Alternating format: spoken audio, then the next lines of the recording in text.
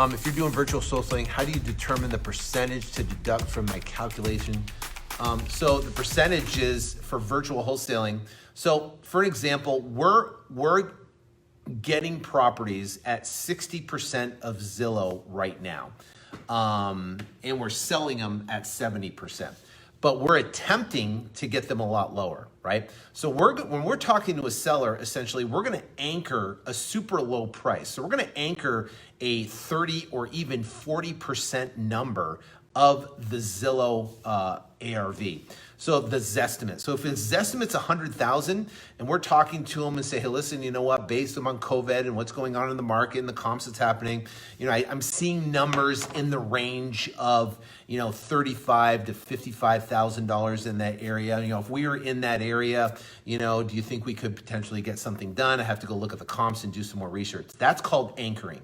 You're anchoring a super low number. So now you go look at the comps and you do a set with them because you're doing it virtually over the phone. Then you come back and say, listen, I'm really going to be around $48,250 for this property to make it work. Now it's $100,000 estimate. Now you're at $48,000.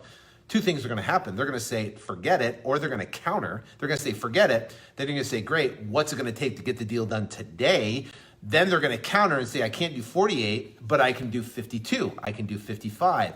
Or I want $80,000. And obviously the gap is too big and the conversation stops. So initially when you're talking to a seller, if you build rapport, you figure out the situation, you understand their problems, you create a low anchor, right? $35,000 to $45,000 to $50,000 in that area on a $100,000 ARV. And they don't freak out, they don't budge, and they go, oh my God, there's absolutely no way I'd sell it that low. Then you proceed with the conversation, and that all can be done within anywhere from 5 to 7 minutes. 5 to 7 minutes on the phone, you can get a really good grasp where they are, what's their situation, about the property, where the property is, anchor low. Well, first off, you're obviously going to try to get their number out of them first. And if you can, great. And then if not, you're going to anchor low. And then when you anchor low, then you can come back and then negotiate on that number. If you get the property under contract for 40% of the Zillow number, you're taking into account repairs unless it's completely trashed, right? Let's put it this way. If you get pretty much any property under contract at 40% of the Zillow price, there's a pretty good chance you can sell that property at 50% or 60% of the value, okay? Now, what's the caveat? The caveat is if it's completely, absolutely trashed, that's why you ask for 15 to 30 pictures from the seller. Now, if it's completely trashed, then you're gonna have issues. But if you get a property at 40% and you put it out for say 55% of the Zillow price, you're gonna get offers back from sellers. Now, I'll give you an example. That property in Lorain, Ohio, that property, it's pretty rough. We got the property under contract for $17,000, right?